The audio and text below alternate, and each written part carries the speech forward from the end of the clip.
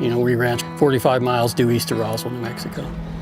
If we have sufficient moisture, then we get all the blues, the big blues, little blues, grama grasses, those type things.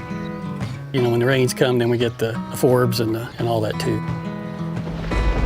We kind of keep our stocking rates, fairly low and kind of manage as if we're right on the cusp of being dry, which, in reality is a lot of times we are. We do have, quite a bit of this country that's been invaded by the, mesquite. The drawback to mesquite would be, where you get into your thicker stands, the amount of moisture that it takes out of the ground, that could be available for the grasses and the other browses.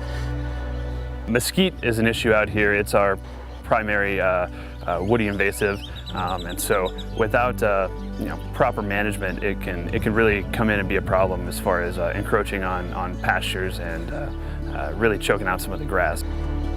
Mesquite's not just an issue for ranchers, it's also an issue for prairie chicken. Recent research is beginning to paint a very clear picture as to the impact of honey mesquite on lesser prairie chicken habitat use. As honey mesquite moves into the sand shinnery oak prairie, we're seeing that it's actually displacing birds from otherwise suitable habitat.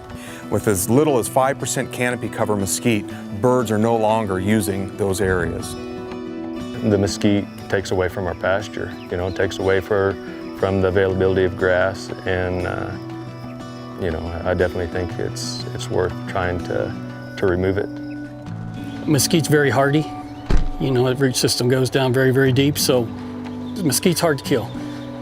And it usually doesn't, if you've got mesquite, it doesn't get any thinner, it usually gets thicker, unless there's some type of brush control down.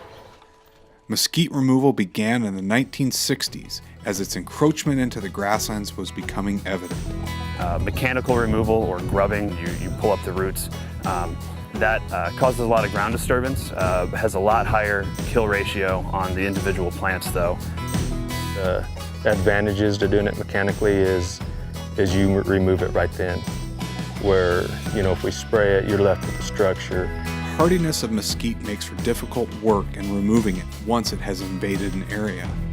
This often requires a combination of herbicide to kill the plant and then mechanical or prescribed fire to remove the dead skeletons. Mesquite is rarely killed by fire, but historically, fire was frequent enough to limit the number of seed-bearing plants. Areas that have been treated the next year even, the grass back in there will be unbelievable because of the amount of moisture that's available, especially in an ecosystem like this where we're short anyway. And by knocking it out, it allows more of the grass to come on. We definitely see a lot of chickens in the springtime. When we're horseback and we're riding through the pastures, we flush chickens regularly. My old grandpa used to take me around a lot, and the one thing he used to tell me time over and over and over is that if you take care of your country, it'll take care of you.